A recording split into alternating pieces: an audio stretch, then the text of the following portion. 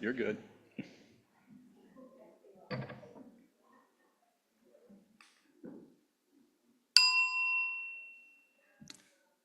Our Unitarian Universalist bylaws affirm 6 values centered in love and inseparable from each other.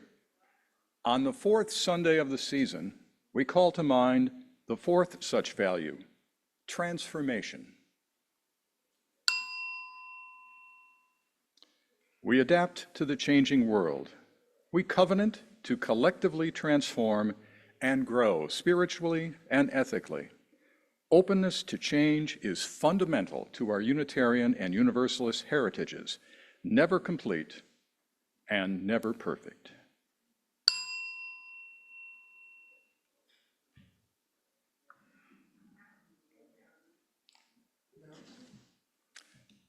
Our opening hymn is number 389, Gathered Here.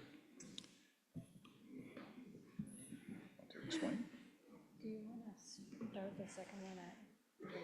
Sure.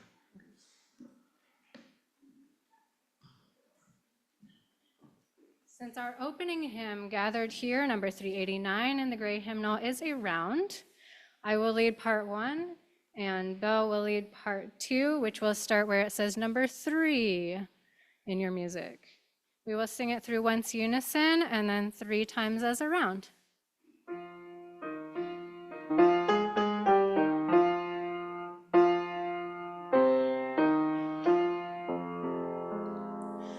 Gathered here in the mystery of the hour, gathered here in one strong body, gathered here in the struggle and the power, Spirit draw near.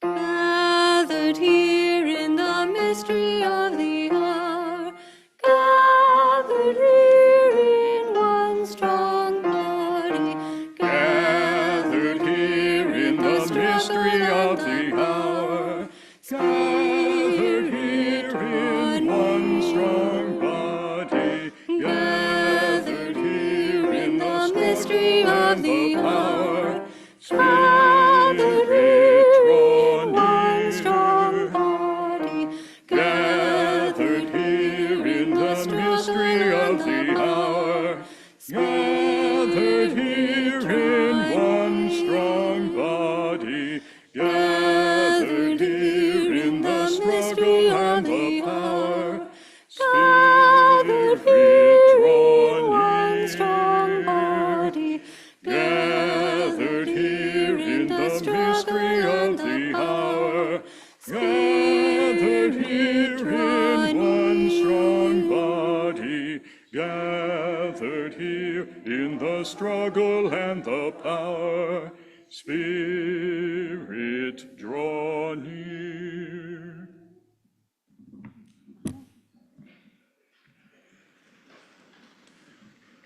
Welcome to the First Unitarian Church of Des Moines.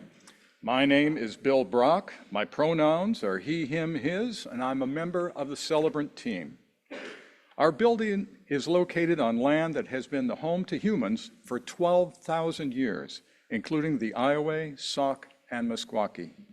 Other animals, such as the Mirosinix, known as the American cheetah, extinct since about 16,000 years ago, once roamed these lands. As we enter this space, the ghosts of humans and other animals past are among us. We are called to join in the work of education, reparation, and healing for all species.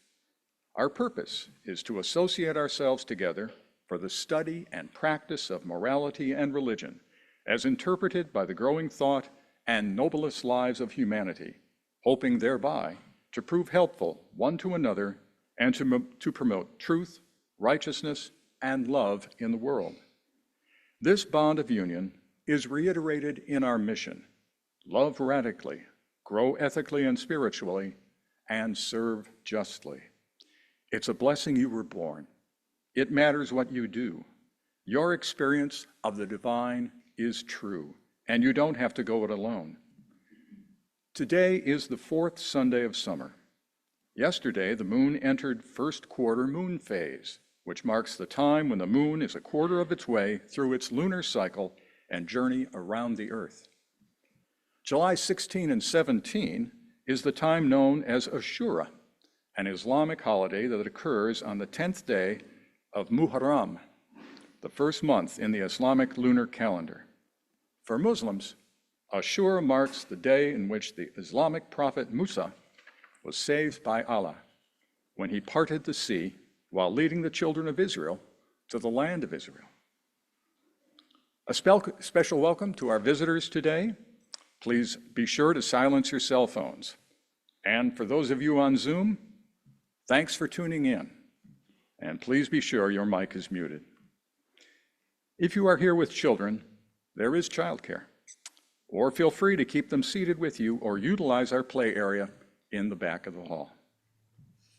30 minutes after the service, all are welcome to attend a forum in Griffin Hall, inviting you into conversation about today's service theme.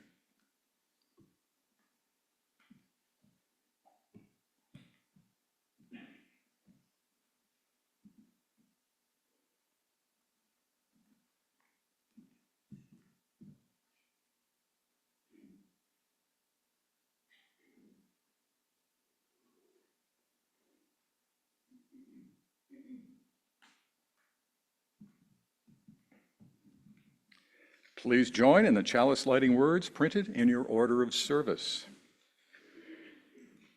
We light this chalice to affirm that new light is ever waiting to break through to illumine our way, that new truth is ever waiting to break through to enlighten our minds, and that new love is ever waiting to break through to warm our hearts.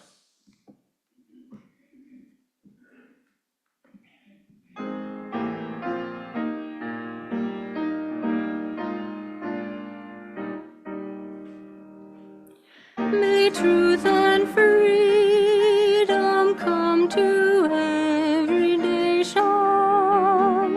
May peace abound where strife has raged so long, that each may seek to love and build together a world united, righting every wrong, a world united in its love for freedom, proclaiming peace together in one song.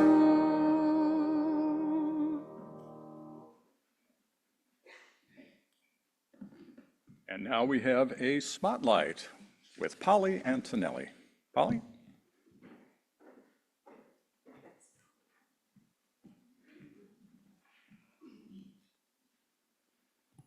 Hi, my name is Polly Antonelli. My pronouns are she, her, hers, and I'm a member of our Queer and Transgender Action Group. This past week has been Non-Binary Awareness Week, and today is International Non-Binary Persons Day.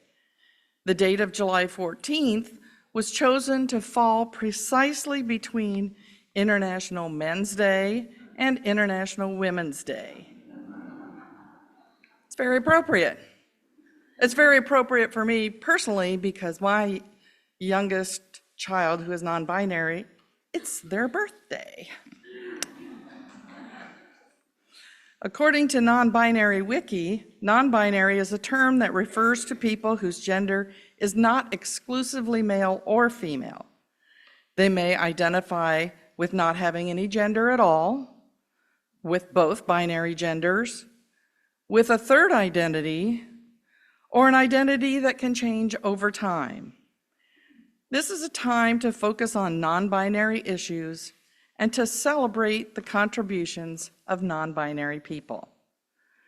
So, partially in honor of International Non-Binary Persons Day, and partially because we just like to have fun, after forum today, so around noon, the Q-Tag is hosting a pride-themed bingo social, complete with bingo cards that say LGBTQ instead of BINGO. And we will have some small prizes and pizza, all ages, orientations, and of course, genders or lack thereof are welcome. So enjoy the service and forum and stay for lunch if you can. Happy International Non-Binary Persons Day.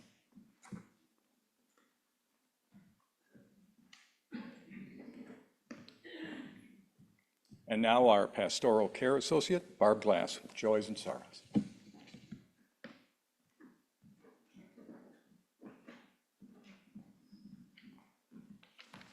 Good morning. A church is not the building, but a community.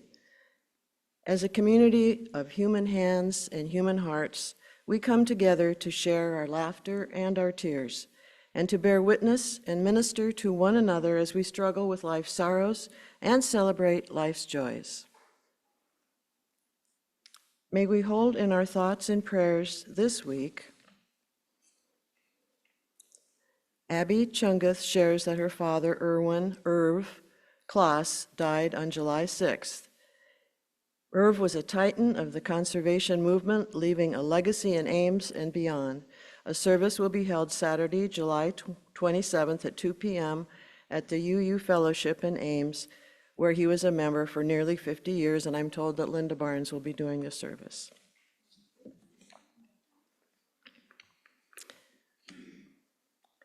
Please share now, either out loud or in the chat, the names of those you are holding in your hearts. May the care of this community uphold and lift them all.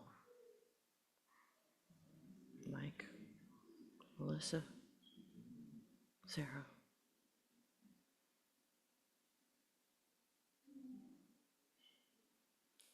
May the light of our community shine on the broken places of the world. May the work of our hands and hearts support, aid, and comfort all of those who hunger or thirst for food, water, justice, or freedom.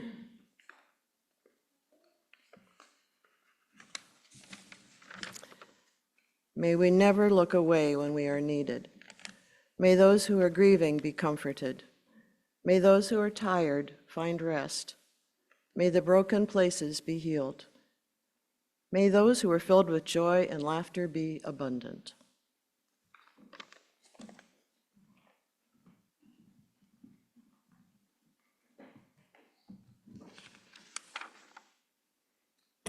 And now a meditation.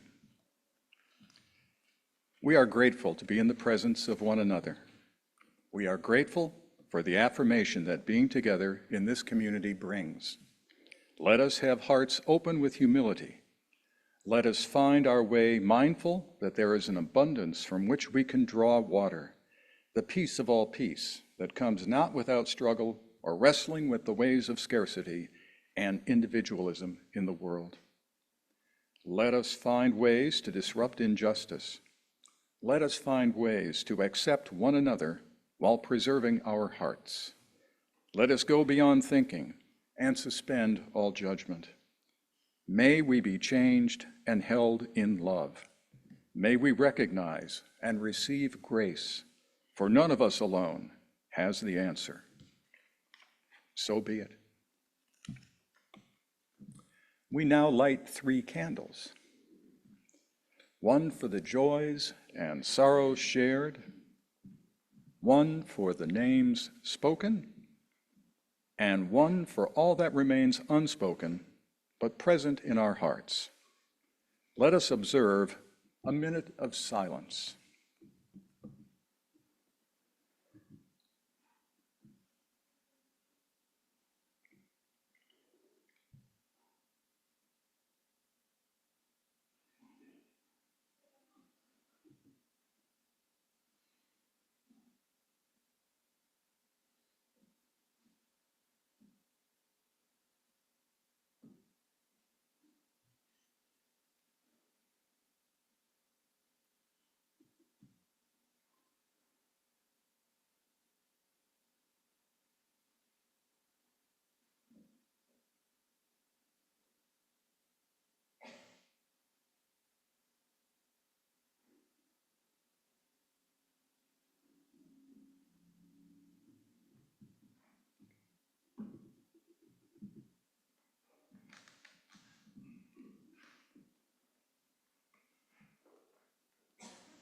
Our song response is Comfort Me.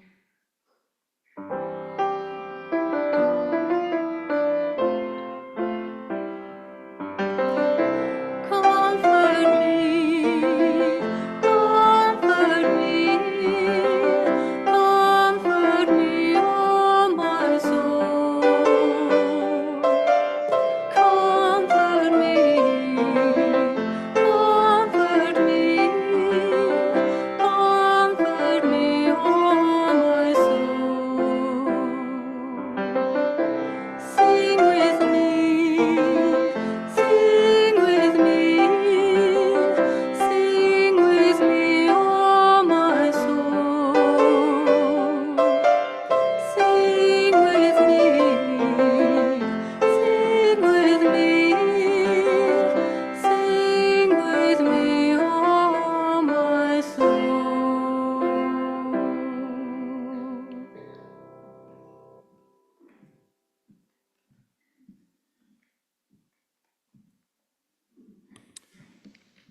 A reading from the words of Martin Luther King, Jr.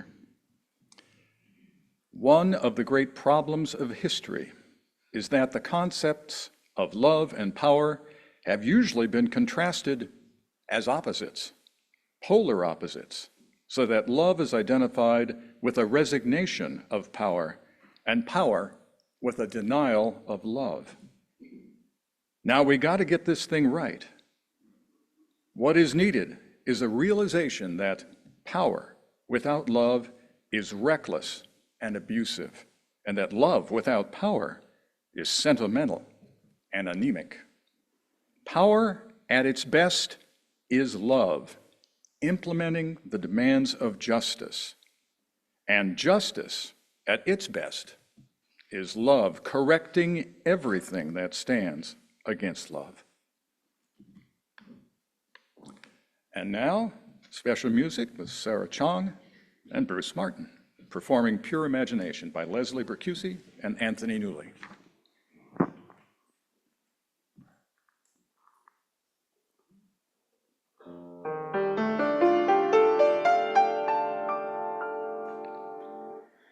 Come with me, and you'll be in a world of pure imagination. Take a look, and you'll see into your imagination. We'll begin with a spin, traveling in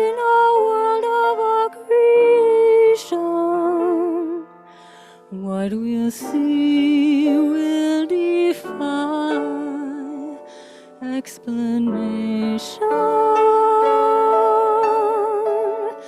If you want to view paradise, simply look around and view it.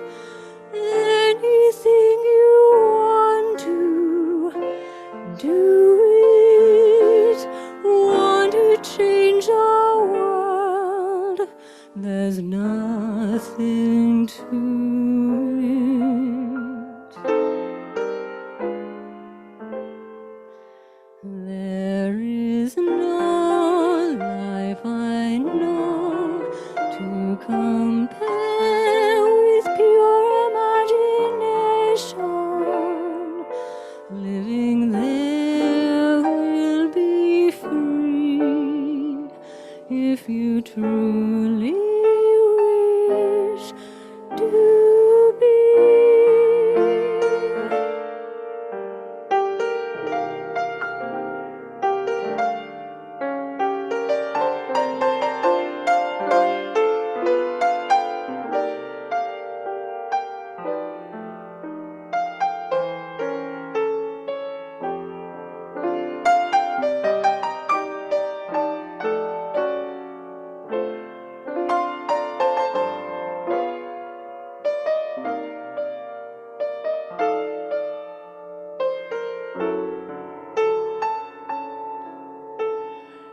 If you want to view paradise,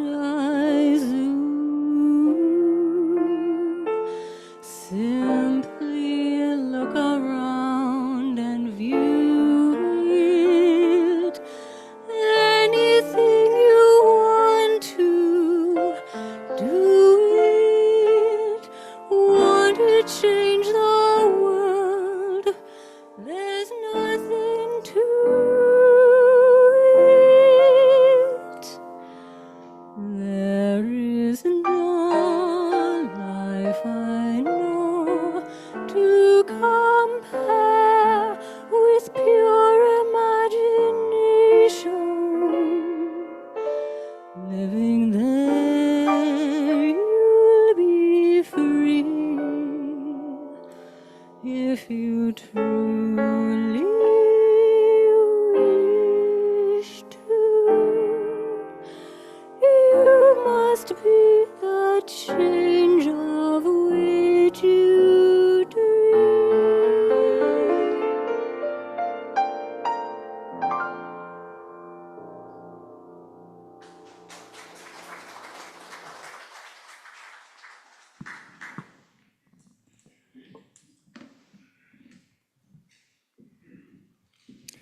We come now to the offering, recalling our value, transformation.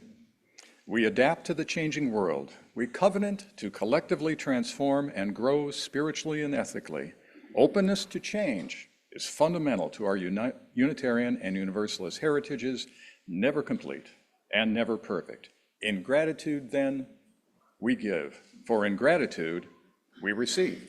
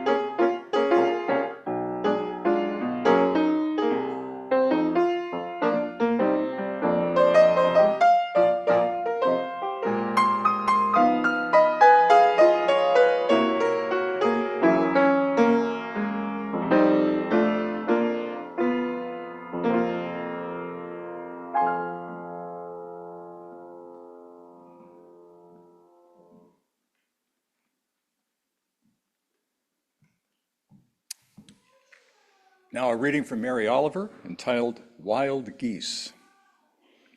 You do not have to be good. You do not have to walk on your knees for 100 miles through the desert repenting. You only have to let the soft animal of your body love what it loves. Tell me about despair, yours, and I shall tell you mine. Meanwhile, the world goes on. Meanwhile, the sun and the clear pebbles of the rain are moving across the landscapes, over the prairies and the deep trees, the mountains and the rivers.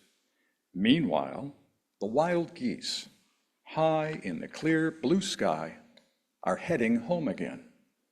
Whoever you are, no matter how lonely, the world offers itself to your imagination, calls to you like the wild geese, harsh and exciting, over and over announcing your place in the family of things.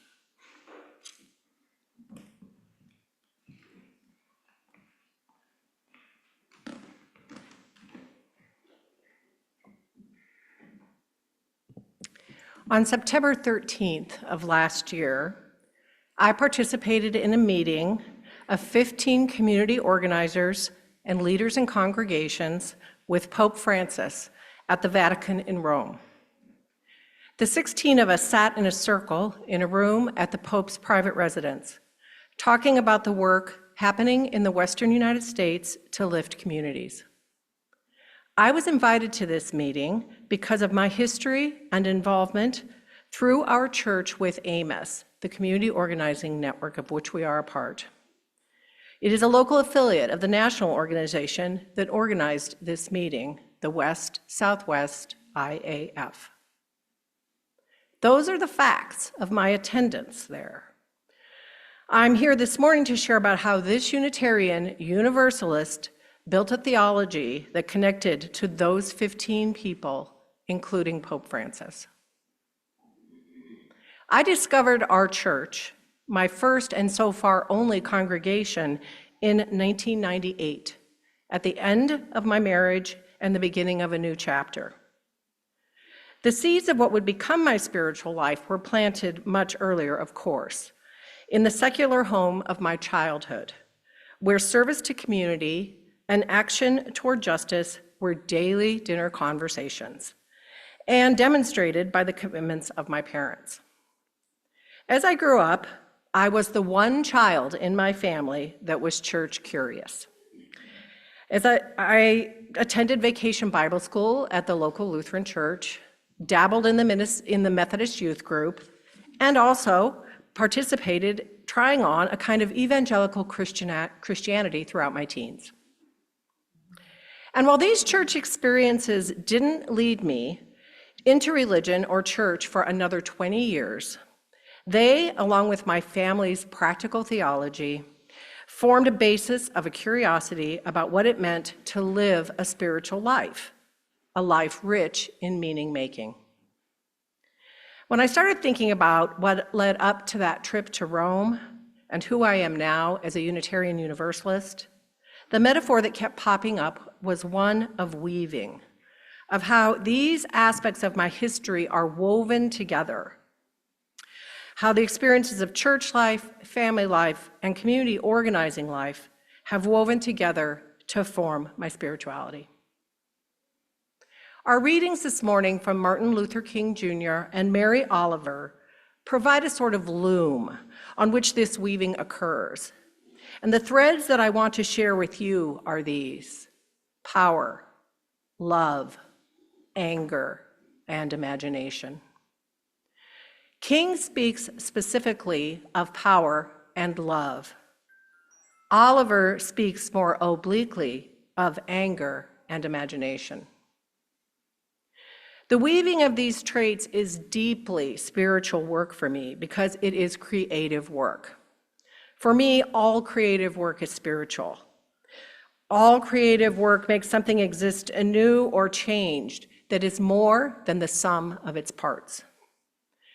There are many words for this: magic, mystery, God, holy, wonder, 1,000 other names.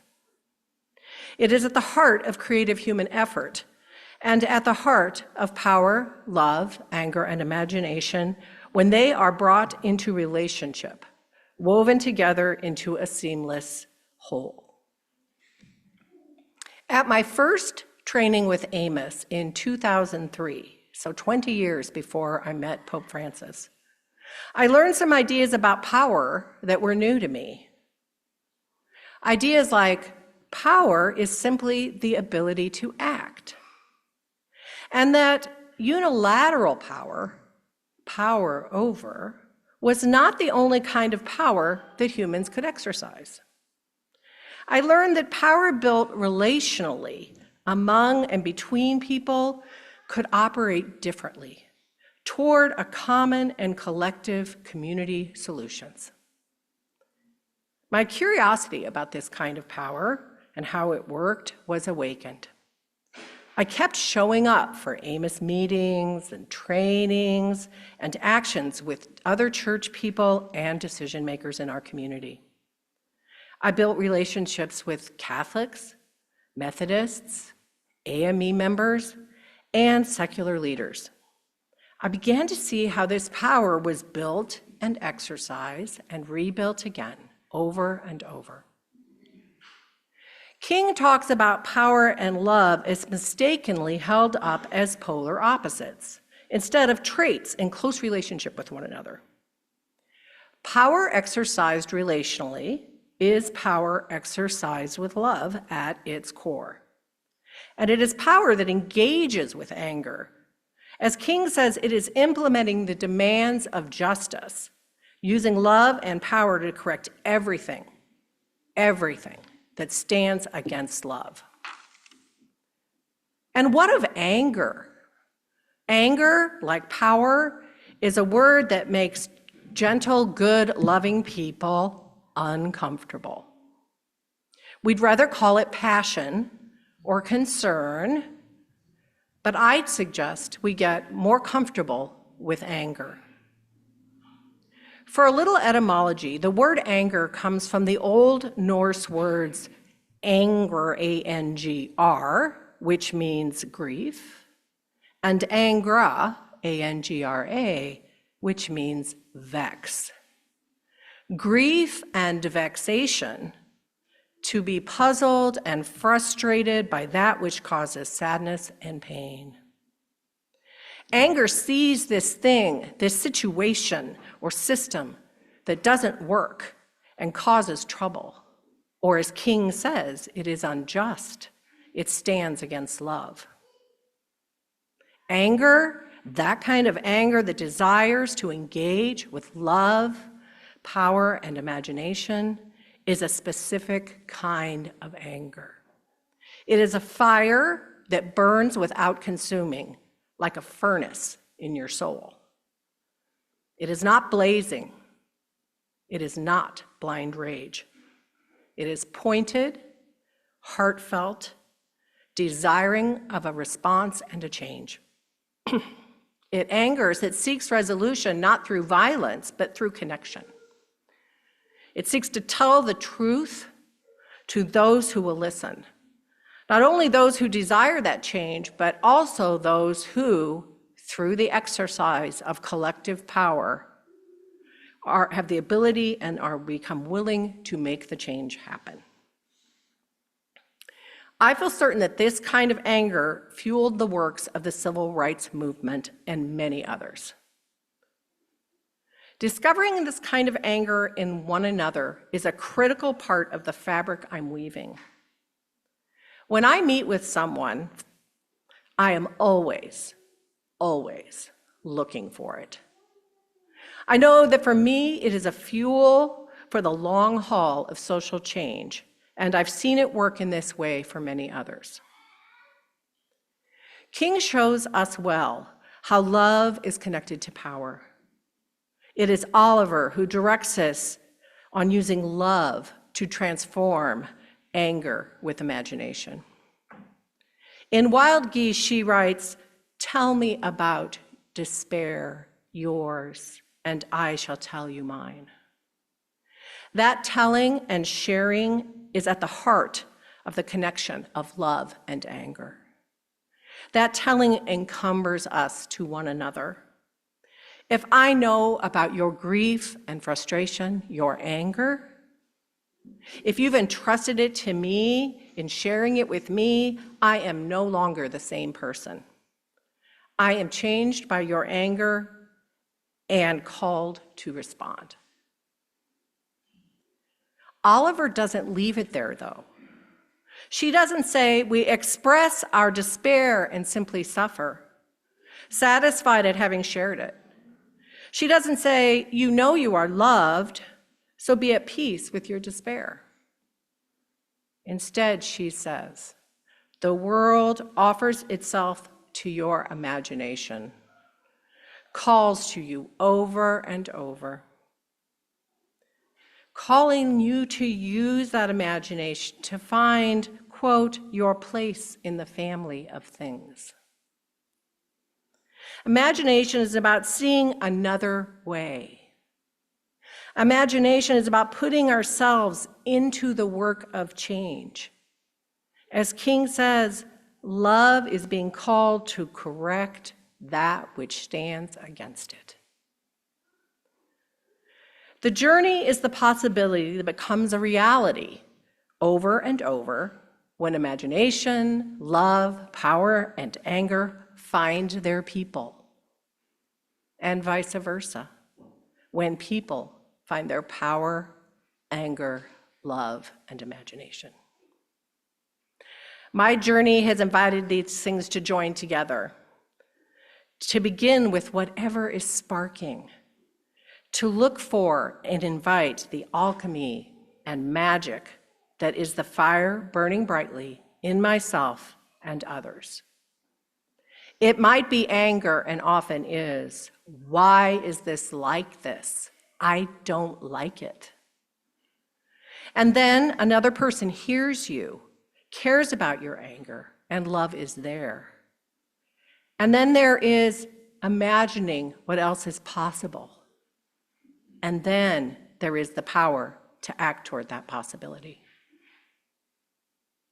This is work we do together in community.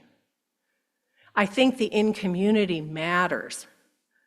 I'm not talking about family life or intimate partnerships, at least not today, but about public community, work, church, government, school, city, and state. This work is no less than the transformation of society, and no more impossible than your willingness to begin the journey. And the journey is lifelong.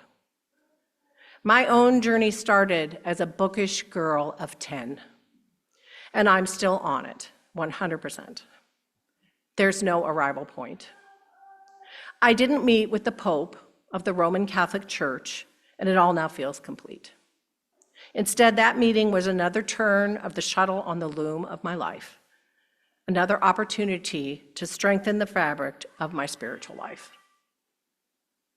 The mystery of love, anger, power, and imagination coming together, a tapestry woven, filled with threads that shine, continues to show me the way forward. It is my most fervent hope that as you too find the threads of meaning and weave them well into the tapestry of your own lives. Thank you. Please stand and join us in hymn number 131. This is an anthem that has been one very close to my heart for many years, so please sing it with everything you've got. Love will guide us. Love